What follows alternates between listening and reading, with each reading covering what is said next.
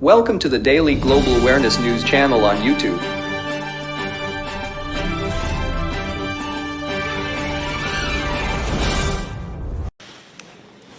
So good evening everybody, welcome to this press conference. Could I generally say a few words after which we will have to take your questions. Very good. Good evening. I'm sorry to disturb your Friday evening before the beginning of the weekend. We've just landed, actually, I don't know, 3 or 4 minutes ago, after what has been a very important week, I believe, for Ukraine and for nuclear safety. Before I take your questions, I want to give you a very quick overview of how we see the situation at the plant, and to do that, I like to be graphic and clear, so that you can have our best assessment, our best technical assessment of how we see things in a way which is clearly understandable for all. So as you know, we went there with our team. We were all in all 14 from the agency, including myself and experts from the Department of Safeguards and Nuclear Safety and Security, and I was accompanied, of course, by the deputies and the team that came with me. You see some of them here, and 6 of them stayed there. As you know, the work, what I conducted there was an initial visit, which lasted, a few hours. We went on for a few hours. I was able to do many things there, and I'm sure you will have questions about it, so I will not say everything now at this point. Also, after that, as you know, 6 of our experts remain there. They are going to continue the work that we started yesterday, and after that, as I also indicated in Kyiv, and after the visit and the inspection in Zaporizhzhia when I came back, and at the plant itself, we are establishing a permanent presence on site, this time with 2 of our experts, which will be continuing the work. You know that I have, from the beginning of this situation, I have been trying to describe what is going on and its impact on the safety and the security of the plant, through a number of pillars that try to address the things that in any nuclear power plant, in any nuclear installation in the world, should be taken care of. So what I am trying to describe here with a very simple traffic light type, red, yellow, or green, with all the arbitrariness about this kind of color-based description, but what is behind here and sustaining here is a very thorough technical analysis, of course, of how we see the situation at the plant. So I will not be spending a lot of time here just to describe to you how we see it now, so then I can take your direct questions about them. So first is the physical integrity of the facilities. What you see here is a red, and it's a big red. Why is it a big red? It's because there's still, we have been seeing military activity around the plant, and I was able to see myself and my team impact holes, markings on buildings of shelling. So which means that the physical integrity of the facility has been violated not once but several times. And this is something irrespective of the kinetic power of whatever you are throwing at the plant is unacceptable in any way, under any safety and security criteria. When it comes to the second pillar refers to the safety and security system being fully functional. We assess it with a yellow because some of them, or most of them, are working and are working relatively well, but there have been interruptions, some of them related to the physical break in cables or in some connections, and still also in some systems that are not fully back in place, so we cannot get the full information. But it's not red. It means that the activity is continuing. Sorry? When it comes to, I hope that I'm not, you didn't lose, sorry for that.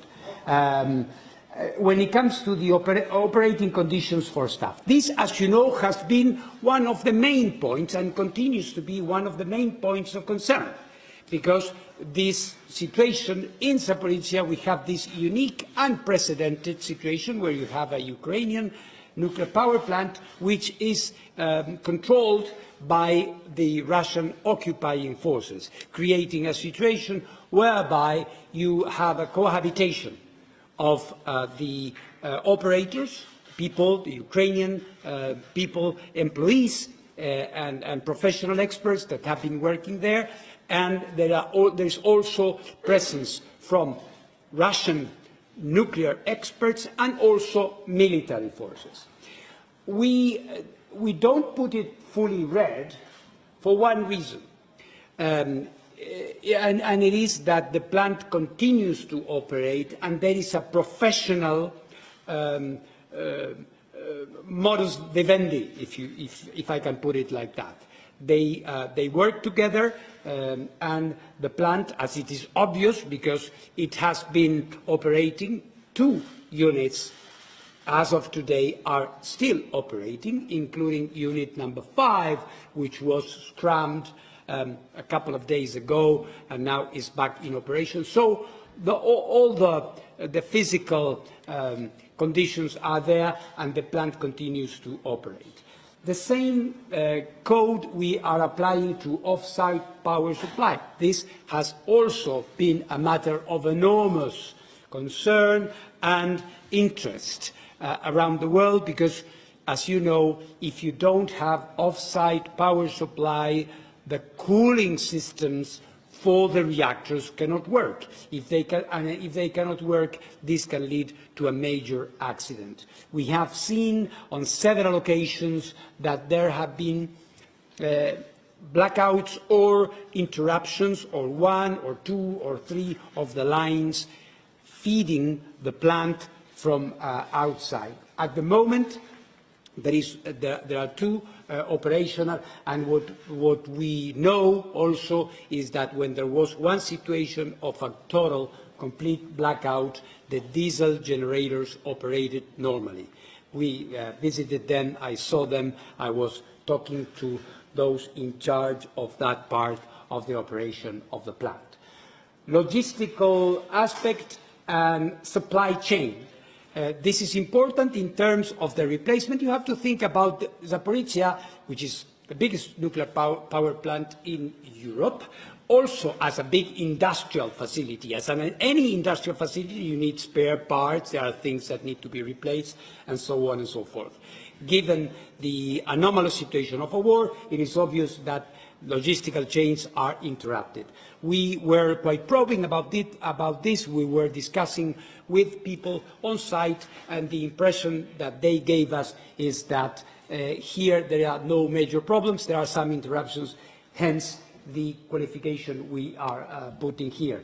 In the case of the radiation monitoring and emergency response, we have had some complete interruptions, hence the half-red situation, but also some systems are working well, so we do see a mixed bag. In terms of reliable communications with the regulator, it is also an operating function with some difficulties. So this gives you a bird's-eye view of a situation which we are, of course, not wanting to banalize in any way. We believe, and I continue to believe, that the situation is extremely complex, extremely challenging, and it will continue to require the permanent the permanent support and the monitoring that we are trying to provide now that we are there. So now that I gave you this general overview, I am open to your questions. Thank you very much. Now, yes. A couple of questions. First of all, so what do you know now that you didn't know just before going to Zaporizhzhia? And secondly, you mentioned specifically on the IAEA presence at the plant. You mentioned 6 people who are there now. I think if I heard you correctly, you said something about 2 people staying on in the longer term. Yeah. So when does that presence get drawn down? And these 2 people who will stay on, are they just supposed to stay there till the end of the war, or are they going to get rotated out? What's the plan for the longer presence there? I start with the easiest part. So those who are there will continue to be there. The end of the war, we all wish for that. We hope it happens soon. We don't know. We believe that it was important for the agency to be there permanently. And this is a good segue for the first part of the question. You were saying, what do you know now that you didn't know before? We knew a lot, but of course, our trade is inspecting. The difference between being there and not being there is like day and night. So, many things we had information, including remote data transmission, etc. But when it comes to many other things that are important, it's very different to go. Now I saw, and as DG, but also my technical experts, things that were being said, and we were able to assess the seriousness of them and what other questions. You can compare it with the inspections in the safeguards area. You see something, then you ask something else. So we know much more, and we are learning even more as we speak. Okay, so, I guess what I was getting at is the fact that you said you're going to report to the Board of Governors next week. And so I'm trying to get a sense of, how much information you expect to have by then, at what point you will obtain this information, that kind of stuff. Well, we are getting this information all the time. Well, we have been getting it from the very beginning, and now we are trying to have an in-depth assessment of how things stand at the moment. I expect to produce a report early next week, as soon as we have the full picture of the situation by the end of the weekend, more or less. Yeah. Hi, DG. How are you doing? I hope you're fine. We are fine. I'm happy to be back home. Okay, so DG, my main question to you, what is your biggest concern in terms of the safety of the plant? I mean, we can see the red spot here on the physical integrity. What is it that could happen? What is it that you are mostly worried about? I mean, we all know about the cooling necessity, about the radioactive waste storage that is there. What is it that you are mostly concerned about? And I also have another question. You mentioned that there is a cohabitation between the Ukrainian staff and the Russian occupiers. Could you give us a bit of a sense of the atmosphere, of what is it like to be there at the plant? Well, how does that yours cohabitation is a very deep work? question, Stephanie. It's a very deep question that has human and psychological factors that I should be very prudent in answering. What I can tell you is that the plant is operating. There is a professional relationship between these experts. They are all nuclear experts, so they know what they are doing. They know what they are talking about. But they are human beings, and they have sights on a wall that is affecting them and their families. So the situation is one of, I would say it's admirable for the Ukrainian experts to continue to work in these conditions, in the way they are doing. They care for the facility. They work very, very well. But of course, there is a tension. There is a latent tension there because of the obvious reasons of the war. I would say this is something that must be dealt with enormous caution. And again, our presence there has a very big added value, I believe, because we can interact with people constantly, frequently, throughout days. They know that the IAEA people are there. So I think it is very important that we have this presence there. I missed something of your question?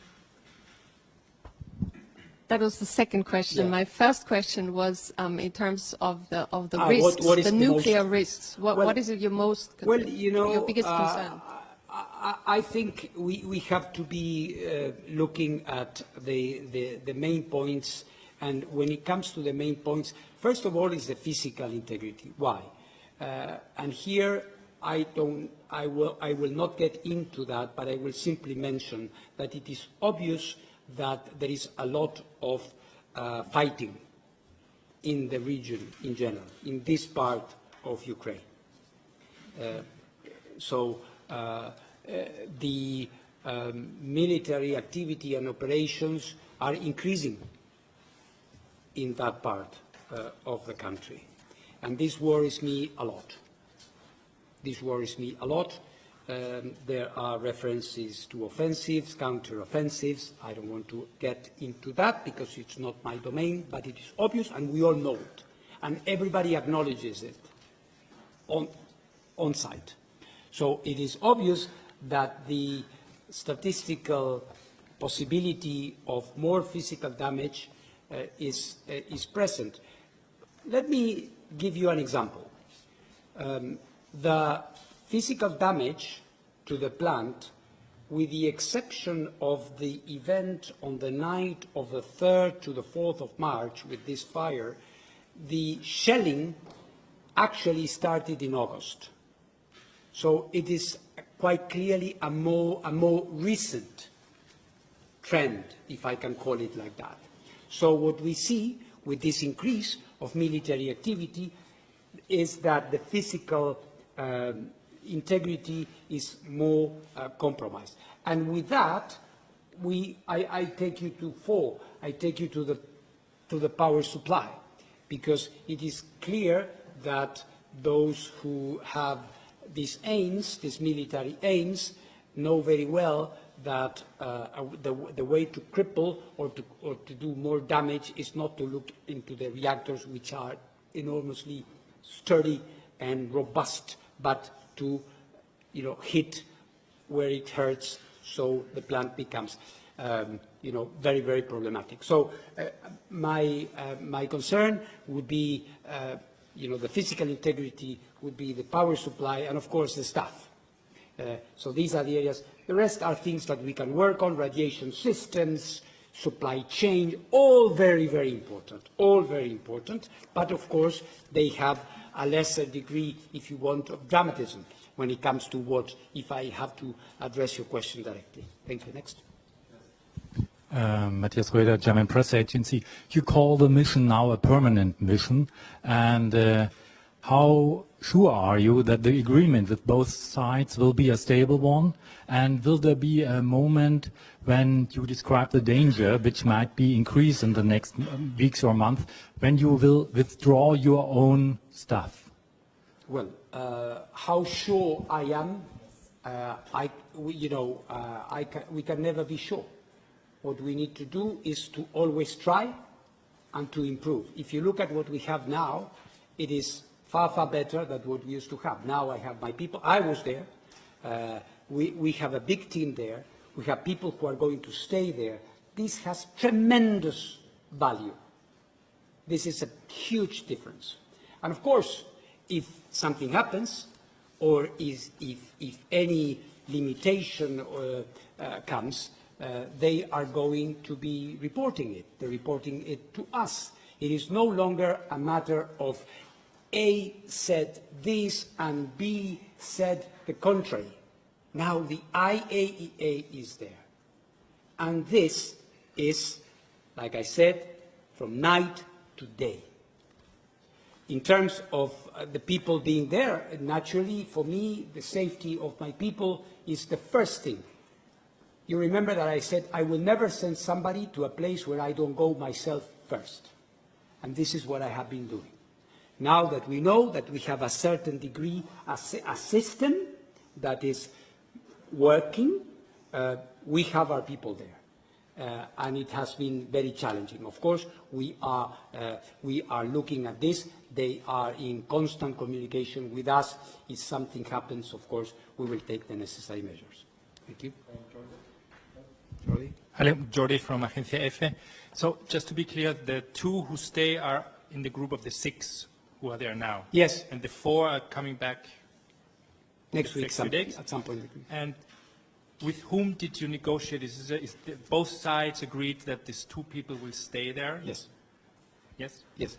And the 4 will come back the way you came back, or is it going to be a different way? Well, there are logistic aspects related to that, but they are going to continue to count. And thank you for the question, because I want to recognize the support that we received from the United Nations Department of Safety and Security. We have incredibly good people there that are coming from the most, difficult hotspots in the world, and that they were accompanying us and guiding us through what they themselves recognized was a very challenging thing. So they are going, of course, to continue to have the support. But does that mean, for example, that these regular updates you were sending, in which you said the Ukrainian side told us this and this, it will change now? It will be always your own information? Of course.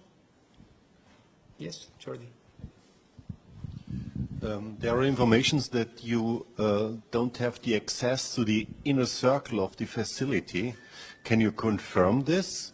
What do you mean, sorry, by the inner circle? Inner circle, the crisis center. No, yeah. Okay, the crisis center. And it's a problem to control the situation there. No, if you can't go there in this inner circle or in this crisis circle. Let me explain. Every nuclear power plant has a crisis center where certain operations can be handled in every circumstance.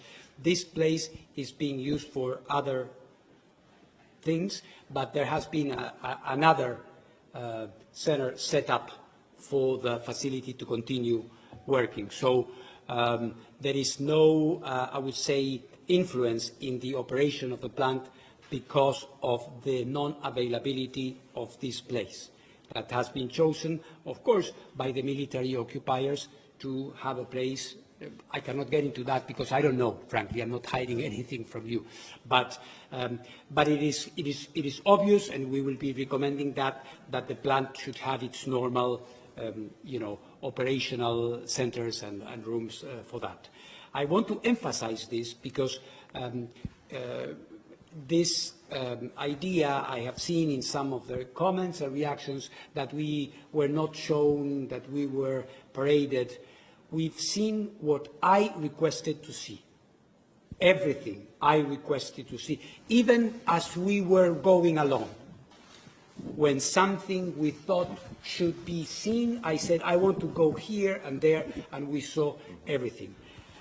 I want to emphasize this because I think it's very important.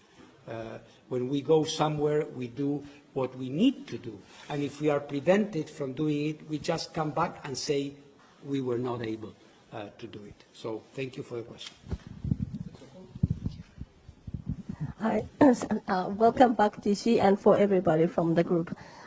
You mentioned that, I want to take it off. Yes, thank you. Yeah. You mentioned that the presence of the IAEA is very necessary to stabilize the situation. Now, apart from getting the hands-on information from the group who are going to be there, what else do you expect this presence would help? What is your expectation of having them there in terms of stabilization?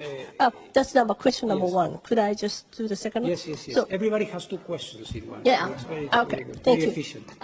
So, there are expertise of 3 major areas: the security, safety, and safeguards.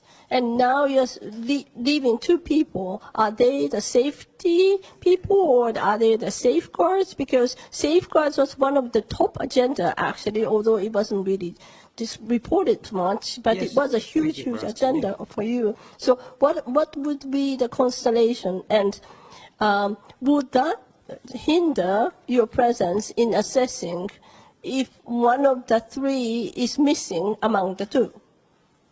Well, what we try, when we put together our teams with the support of my deputies here, we try to have the best combination of knowledge as necessary for what we believe we are going to be doing at the plant. We chose a very experienced team, and I can assure you that we will at all times have the necessary knowledge on site, on safety and security and on safeguards. Could be two, could be three, but at all times we are going to be able to have that. And so, and the first question was? How is that going to help to stabilize the situation? Well, this question of yours, of course, has a subjective factor to it, but I would say that the fact that the IAEA is there, that we have our people there informing 24 hours a day, assessing what is going on, and for those who may have intentions on the plant, knowing that international inspectors are there witnessing and informing immediately what is happening, has, I think, an inherent, very important stabilizing effect. I don't want to aggrandize or pretend that what we are doing is going to either settle this terrible war or give back the plant to Ukraine. This is beyond our capacities. What we are doing there is stabilizing, looking at the safety, at the security, at the safeguards aspects of the plant, in the conviction that if we get this right, this will have some bearing, influence in what happens overall. Hello, Paula from ZDF. Ukraine criticizes that the IAEA does not speak out clearly in favor of demilitarizing the zone around the nuclear power plant, while Russia, on the other side, welcomes your presence there, while also protecting the site militarily. Doesn't that make the IAEA a political play ball that it not should be? Listen, your question, which is a very interesting one, can apply to everything we do.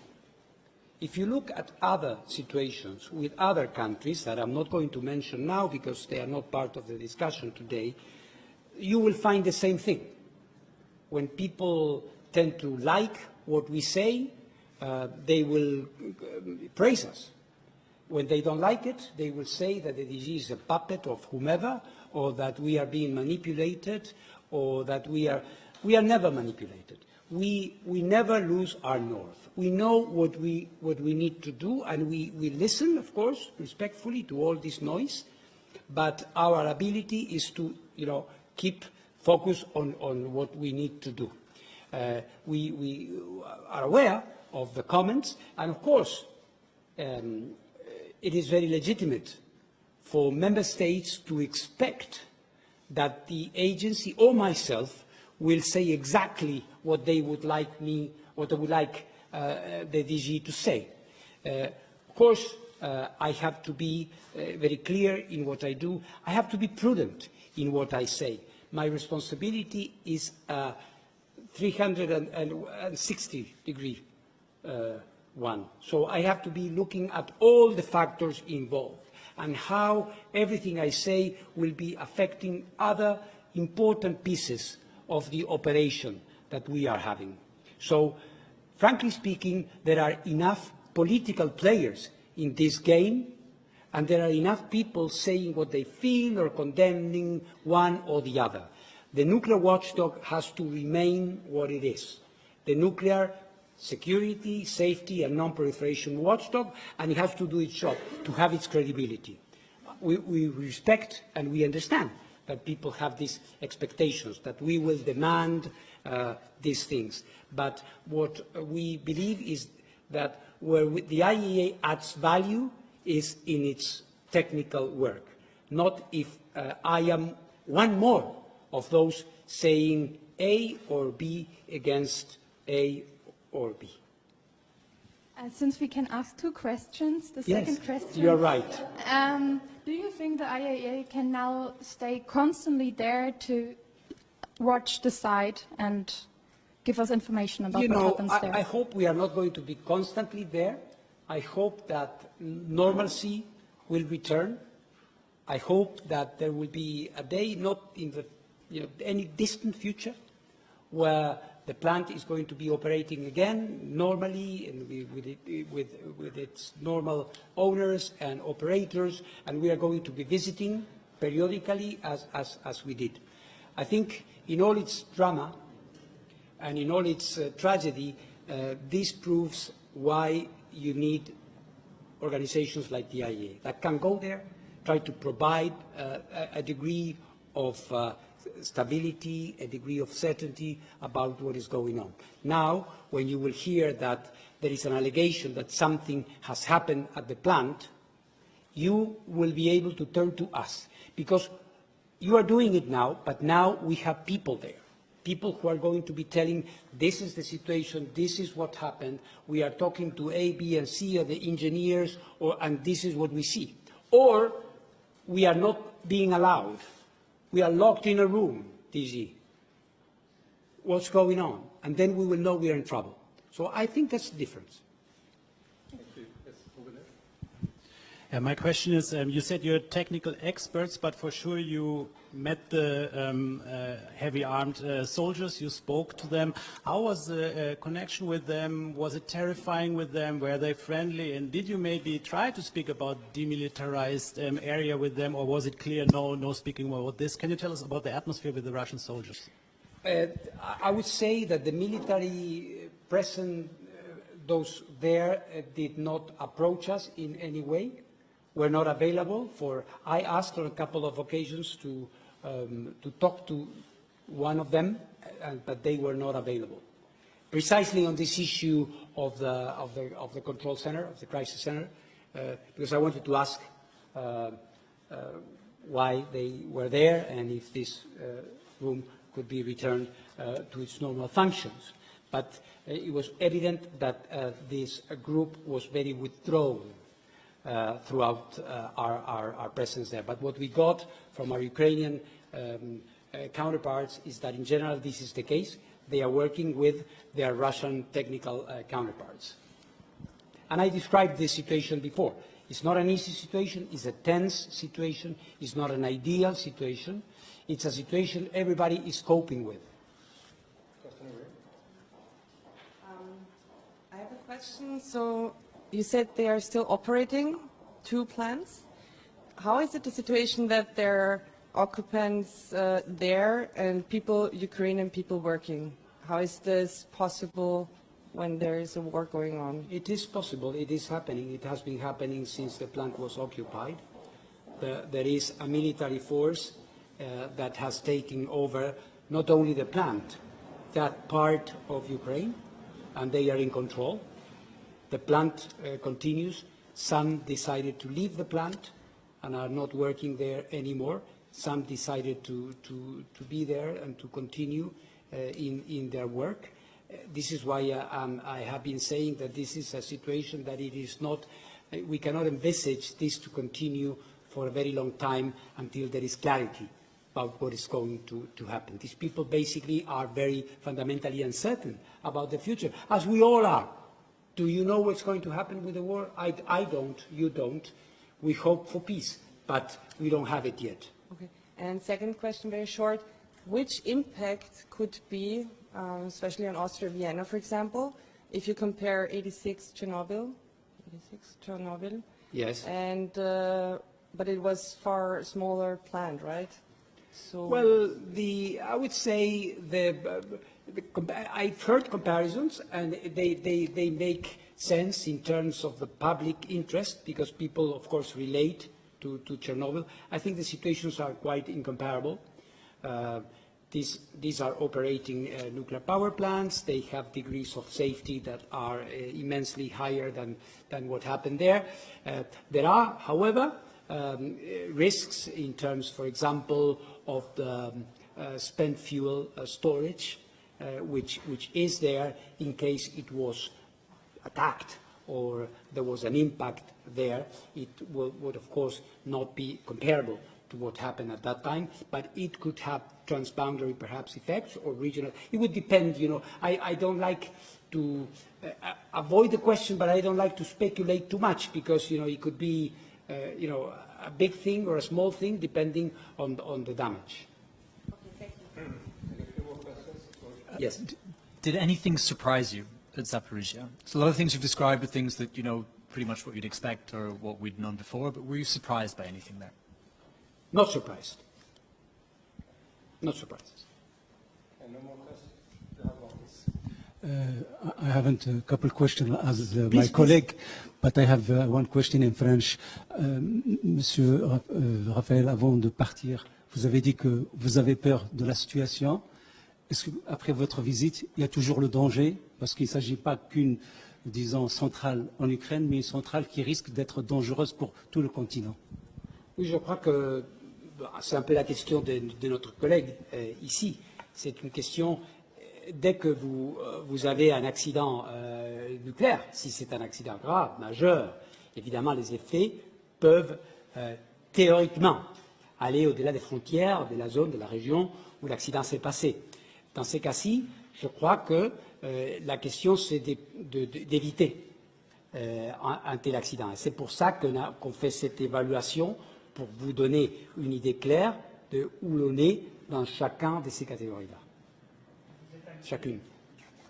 Vous êtes inquiet après votre retour? Je suis toujours inquiet. J'ai dit aussi là-bas, quelqu'un m'a dit, m'a posé la question, vous étiez inquiet? Non, j'étais inquiet, je suis inquiet et je serai inquiet pour autant qu'on n'aura pas une situation stabilisée de manière permanente. Donc, One more question from So hearing from you, I got the impression that you will be there as long as the military forces are present, so that the red dot in number 1 will not go away unless they move away. So may I understand that the IAEA intends to stay until the military forces are I gone? said yesterday, you are right. The IAEA is there to stay for as long as it is needed. Yes, we are not leaving. We are not going anywhere. Yes, but my question was that, is that means that until the military forces move away, either by force or peacefully, either way? Well, we would evaluate at that time. We had a similar situation with Chernobyl, you remember? Chernobyl was occupied as well, and on the 31st of March, there was an evacuation. Interestingly, that didn't mean that the IAEA left. It meant that we came even in bigger numbers with more help to assist them to reconstruct the safety structures, and we have a big program of assistance, which, by the way, we are also planning to have for Zaporizhzhia. When? As soon as we can. Of course, as soon as we can. As I said, we have to be realistic. We are dealing with realities. Let me thank you all for your interest. We are going, as I said, to continue our work at the plant there and hopefully have a deeper degree of information, hoping that this is going to help stabilize the whole thing. On Tuesday, I am going to be briefing the United Nations Security Council about our findings and what happened. I thank you again, and I wish you a nice weekend to you all. Thank you very much for having come. Thank you.